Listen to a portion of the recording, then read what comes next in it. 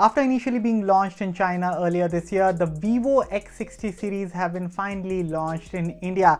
This right here is the Vivo X60 Pro. There's also a Vivo X60 and an X60 Pro Plus. So what makes this phone special is the Gimbal Stabilisation 2.0 and of course the company's partnership with Zeiss optics. This phone is also the first smartphone to come in India with the Snapdragon 870 chipset under the hood.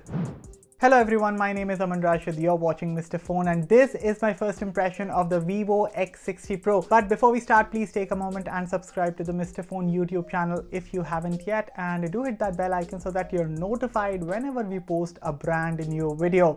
With that said, let's get started.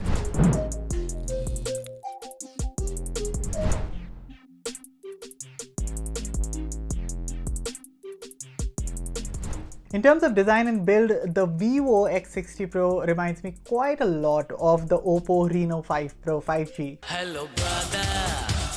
Anyway, no doubt, the phone definitely feels sturdy. And funny enough, never did I feel that this display is a large 6.6-inch curved AMOLED panel because the ergonomics are great. The phone doesn't feel cumbersome to hold at all. The curves definitely help in providing a comfortable grip. The phone is about 7.6 mm in thickness, so quite slim and pretty light as well, weighing just about 177 grams. This is the midnight black color of the X60 Pro and I love the matte satin finish on the back. Quite similar to the Vivo V20 Pro's rear finish, but this one is for sure much better. There's also a shimmer blue color variant of this phone, but I haven't seen that one in person yet. As for the protection, there's Gorilla Glass 6 at the back while the front is protected by Shot Sensation Glass, and I hope I'm pronouncing that right.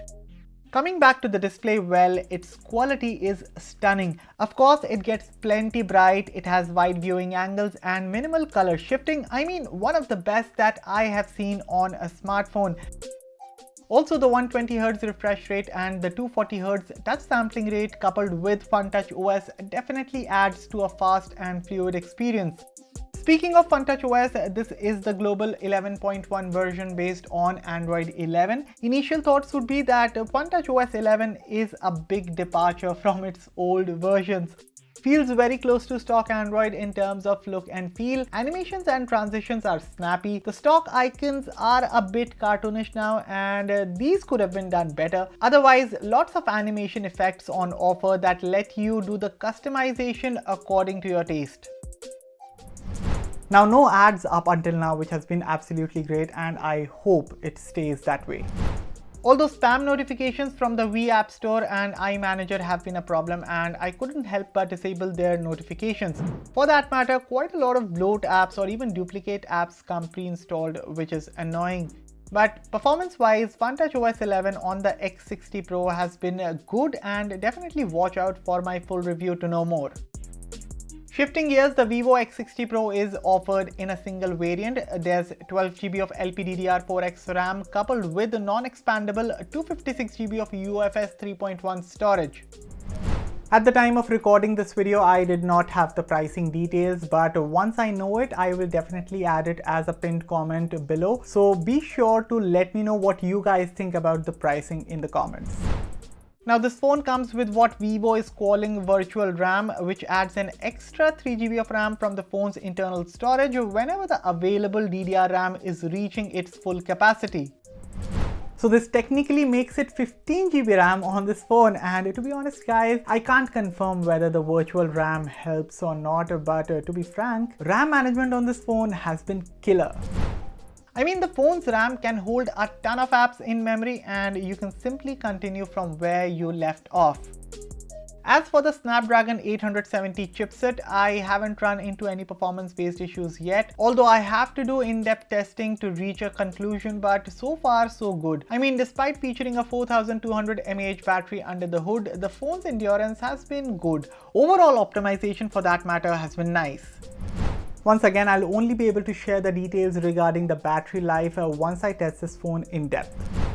Otherwise, charging times are decent. You're getting a 33-watt charger in the box and a full charge normally takes about 75 minutes, which I think is okay and nothing groundbreaking considering the battery is not that huge. Apart from this, the buttons on this phone offer amazing tactile feedback. The in-display fingerprint sensor is placed a little lower for my liking, but nonetheless very fast and accurate. Sadly, no headphone jack, no expandable storage, that I've already told you guys, and also we're getting a single speaker, so that's kind of a bummer. I was expecting a dual speaker setup, but this is what we get. Moving on to the camera, well, triple rear setup running the show here. Quite a pronounced camera bump, and I dig the design. So the main lens here is a 48 megapixel image sensor, f1.5 aperture and Gimbal Stabilisation 2.0. This is coupled with a 13 megapixel ultra-wide lens and a 13 megapixel portrait lens. At the front, you're getting a 32 megapixel camera for selfies in a center-aligned hole punch. So initial impressions would be that this is a good camera system. I mean, check out some of these photos. Of course, there's a slight color disparity, if I would point out, between the primary and ultra-wide lenses, but overall things are looking promising and I can't wait to test this out thoroughly.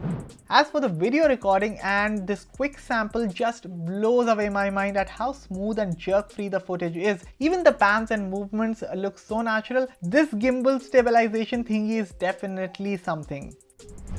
Now I'm reserving my final judgment for the full review, but as I said, the camera system on the smartphone looks to be promising. So please give me some time, let me do some thorough testing and I'll get back to you guys as soon as I can.